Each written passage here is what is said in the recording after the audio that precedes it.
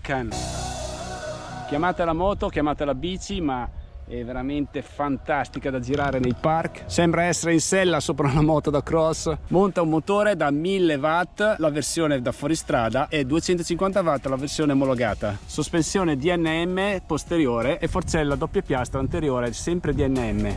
Questo modello è montato con i freni billet da 203 mm sia all'anteriore che al posteriore. È costruita interamente in Italia, quindi diciamo che è 100% made in Italy. Questo telaio è impresso fuso, mentre la parte superiore è tutto a controllo numerico, quindi tutta questa parte qua è lavorata con la macchina a controllo numerico CNC. Bellissimo. Il motore ha 9 assistenze, quindi la possiamo dosare in base ai percorsi e alla durata della batteria. Davanti anche una luce LED per fare le notturne. Monta anche un ABS della Outbreaker e leve freno up. Il reggiseno telescopico comandata dal comando al manubrio. L'involucro dove tiene la batteria è veramente in carbonio, quindi si può alloggiare sia la batteria più piccola oppure si può montare anche una batteria più grande per fare più autonomia. La ruota posteriore è una 24 pollici mentre all'anteriore troviamo una 26 pollici per 2,80. Monta anche un bel ten di catena per evitare le uscite di catena durante l'utilizzo. Mi piace tantissimo questo carro che sembra proprio quello delle moto. Come vedete all'interno è tutto scavato per abbassare i pesi. Mi piace il parafanghino, molto bello, ma questa cosa qua, la lavorazione controllo tutto dal pieno è fantastica. Si vede che c'è la mano del Made in Italy. La moto, scusate, la bici non è affatto pesante. Sospensioni lavorano veramente bene, guardate.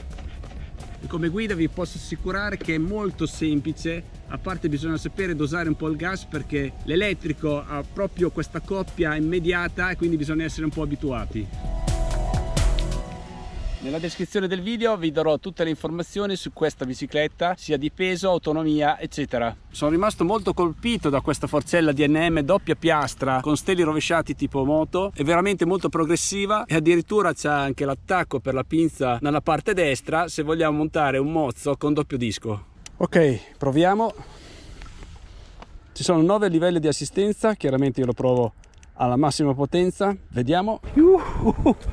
Come tira! Oh mamma, no, è una moto ragazzi, che figata! Ah, veramente divertente! Come vado! Oh mamma!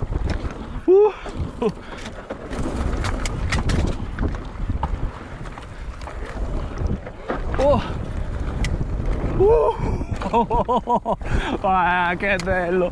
Si sente il motore che sgomma, la ruota dietro sgomma.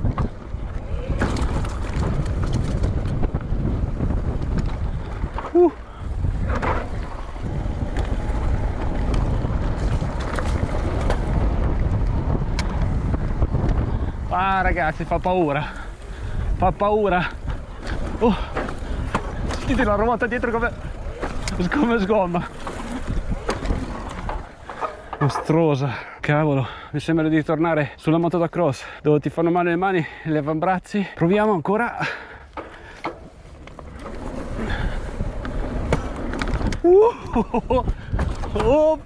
Ah, che figata!